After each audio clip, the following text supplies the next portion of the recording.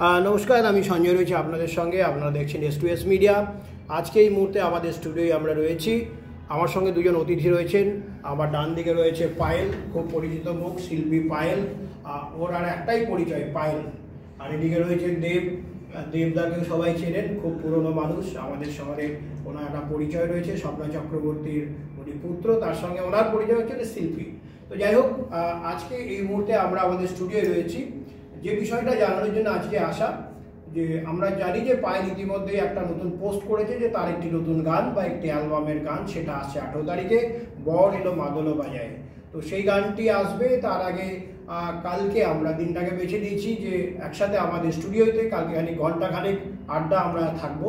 আমাদের এই আড্ডা অনুষ্ঠানটা চলবে, পায়েল থাকবে, দেব থাকবে। পায়েল, বর এলো মাদলো বাজায় 18 তারিখ উদ্বোধন। তার আগে কালকে এখানে আসা হবে বলে এখনো ঠিক হয়েছে। কেমন লাগছে অনুভূতি? আজকে স্টুডিওতেও আসা অন্যরকম একটা, খুব ভালো লাগছে। একে তো গানটা রিলিজ হবে, সেই একটা প্রস্তুতি, একটা আনন্দ হচ্ছে, তারপর নতুন করে আবার এইটা, সব মিলিয়ে মিশিয়ে একটা বেশ ভালো লাগছে। পায়েলের নতুন গান আসছে 18 তারিখে, বর এলো মাদলো বাজায়। আপনিও আছেন, ওদের একটা দুটো শুট করেছেন আমি শুনলাম। তো সেই ব্যাপারে যদি একটু ছোট্ট করে শেয়ার করা যায়। কালকে তো থাকছি ঘন্টাখানেক আমরা। হ্যাঁ, অবশ্যই। প্রথমে সঞ্জয়, তোমাকে অনেক ধন্যবাদ, থ্যাংক ইউ সো মাচ। আরেকটা কথা এই গানটার ব্যাপারে বলবো যে এই গানটা অ্যাকচুয়ালি, গানটা তো অনেক পুরনো গান, বর এলো মাদলো বাজায়। এটা আমার মায়ের গাওয়া, অনেক বছর আগের। আমার অ্যাকচুয়ালি এক্স্যাক্টলি আমার ডেট মনে নেই। গানটি লিখেছিলেন অনেকটা বছর আগে আশানন্দন চট্টরাজ, যে আমাদের খুব সম্মানীয় একজন লোক ছিলেন, বীরভূমের খুব নাম করা গর্ব উনি একজন। ওনার লেখা এবং আমার বাবার সুর। তো যাই হোক, আশানন্দন মামা এখন আর নেই। আমার বাবা তো গত 3 মাস হলো গত হয়েছেন। খুব ইচ্ছা ছিল যে গানটা আর কিছুদিন আগে করি, কিন্তু যাই হোক হলো না। তো চলো, যেটা হোক, যেটা হয় হয়তো ভালোর জন্যই।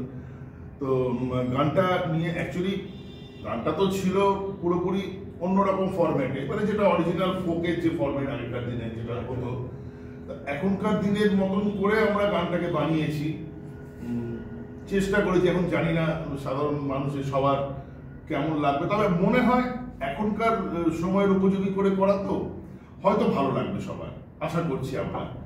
তো দেখা যাক বাকিটা ডেস্টিনি। কালকে তো আপনারা থাকছেন ঘন্টাখানেক, আপনার যারা দর্শক তাদেরকে কি বলবেন? আমরা তো থাকবোই।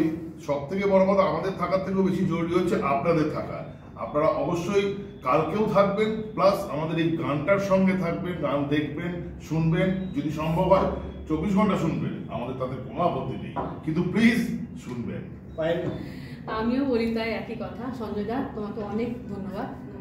তুমি না বললে আমরা এখানে আসতেই পারতাম না, এরকম খুব ভালো লাগছে। আর আপনাদের বলি, আপনারা আমাদের সাথে থাকবেন আর গানটা শুনবেন, আর কালকে তো অবশ্যই থাকবেন আপনারা।